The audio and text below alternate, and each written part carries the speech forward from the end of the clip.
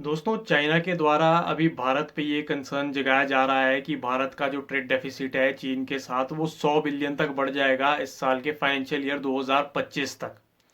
और वो इस करके कह रहा है क्योंकि जो अमेरिका के द्वारा उस पे जो बड़े हाई टैरिफ्स लगाए हैं, तो वहाँ पे वो अपना सामान ना बेच करके भारत में अपना सामान बेचे, भारत में ज़्यादा से ज़्यादा अपने सामान को एक्सपोर्ट करे। इस वजह से भी वो कह रहा है, क्योंकि जिस तरह आप देखिए कि अमेरिका के द्वारा 145% का चाइनीज गुड्स पे टैरिफ लगाया है, जो कि चाइना को वहाँ अपना अमेरिका में सामान बेचने के लिए बहुत मुश्किलात का सामना करना पड़ रहा है। तो वहाँ पे तो उसकी दाल नहीं गल रही, तो वो ये सोच रहा है कि भारत में अपना सामान बेचा जाए और यहाँ पे बिजनेस किया जाए भारत के साथ। पर इसमें भारत को भी ये फियर है कि अगर भारत उसके साथ ट्रेड ईज करता है तो कहीं ना कहीं उसका बहुत सारा जो सामान है चाइना के गुड्स है वो भारत में डंप करना पड़ेगा। जैसे आपने देखा कि किस तरह से अभी हमारे साथ चाइना के साथ एस्केलेशंस भी चली हुई थी। तो दोस्तों, इसमें एक चीज़ ये भी है कि जो चाइनीज एम्बेसडर है जू, उसके द्वारा भी एक स्टेटमेंट ये आता है और वह अपने स्टेटमेंट में ये कहता है कि हम भारत इंडियन गुड्स को चाइना में अट्रैक्ट करना चाहते हैं, इंडियन इन्वेस्टमेंट को भारत में चाइना में लाना चाहते हैं। हालांकि एक बोलने की बात है, वो उसका मतलब ये है कि हम ज़्यादा से ज़्यादा भारत में इंपोर्ट कर पाए। चाइना का मतलब ये है, क्योंकि वो भारत से ज़्यादा सामान लेगा तो उसी का अपना नुकसान है। वो सिर्फ एक बोलने की बात है कि भारत से हम ज़्यादा सामान लेंगे, मतलब ये है कि वो भारत में अपना सामान ज़्यादा इंपोर्ट करना चाह रहा है। और फिर दोस्तों, ये भी एक चाइना की तरफ से कहा गया है कि एक बड़ी क्रिटिकल एक क्रूशियल सिचुएशन बनी है न्यू दिल्ली और चाइना के बीच में, जो कि एक इंडिया जो है, भारत जो है क्लाइमेट, एक चाइनीज कंपनीज को एक अच्छा क्लाइमेट नहीं प्रोवाइड करा पा रहा जिस जैसे कि वो चाह रहे हैं। वो तो हम देखेंगे कि आपको किस तरह क्लाइमेट प्रोवाइड कराना है। पर इसमें आप देखो, चीन का 1 ट्रिलियन का सरप्लस है पूरे वर्ल्ड में, जो डोमिनेट कर रहा है ग्लोबल ट्रेड को मेजर इकोनॉमीज के मुकाबले, जैसे कि यूरोपियन यूनियन है, यूएस, जापान और इंडिया है। और कहीं ना कहीं वो एक अडॉप्ट करता है अनफेयर प्राइसिंग को, जिससे कि वो अपना सामान एक्सपोर्ट करता है और अपने सामान को इस तरह से एक्सपोर्ट करता है जो उसका कंपिटिटर है उससे उसको वो किल करने की कोशिश करता है, कहीं ना कहीं डेप्ट ट्रैप के जरिए भी। दोस्तों, इसमें जो ट्रेड डेफिसिट का जो मेन कारण है, मेन ट्रेड डेफिसिट ही मेन कारण है जो अमेरिका ने चाइना पे इंपोर्ट ये टैरिफ वॉर लगाया 125% का। ये भी एक मेन कारण है, क्योंकि चाइना और यूएस का 582 बिलियन का ट्रेड है सालाना, और जिसमें कि अमेरिका के द्वारा ट्रेड डेफिसिट 295 बिलियन का फेस किया गया है। जो इनके बीच में ट्रेड डेफिसिट है चाइना और अमेरिका के बीच में, ट्रेड तो 582 बिलियन का है। आपको ये बता दूं कि जो ये ट्रेड डेफिसिट है, इसका मतलब होता है कि कोई भी कंट्री किसी कंट्री से अगर सामान इंपोर्ट कर रही है वो कम मात्रा में, ज़्यादा मात्रा में, और एक्सपोर्ट कर रही है कम मात्रा में। जैसे कि अगर भारत किसी कंट्री से कोई चीज़ इंपोर्ट कर रहा है 500 बिलियन की और उसको एक्सपोर्ट कर रहा है 400 बिलियन का, तो 100 बिलियन का इसमें ट्रेड डेफिसिट आता है। इस चीज़ को ट्रेड डेफिसिट कहते हैं। आप लोगों की नॉलेज के लिए मैं ये चीज़ बता दूं।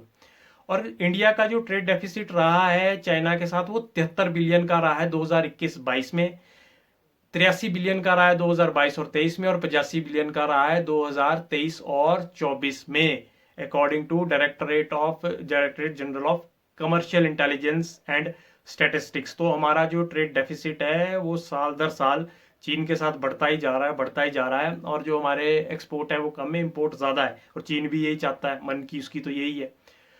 और आप ये चीज़ देखो, हमारे एक साथ चीन के ट्रेड डेफिसिट तो एक इशू है ही, और साथ में lack of predictable trade arrangements भी है। वो इस करके है क्योंकि हम इसलिए प्रॉपरली ट्रेड नहीं कर पाते, क्योंकि इंडिया का चाइना के साथ बहुत एस्केलेशन चलता है बॉर्डर पे, तो वो भी एक मेन कारण है।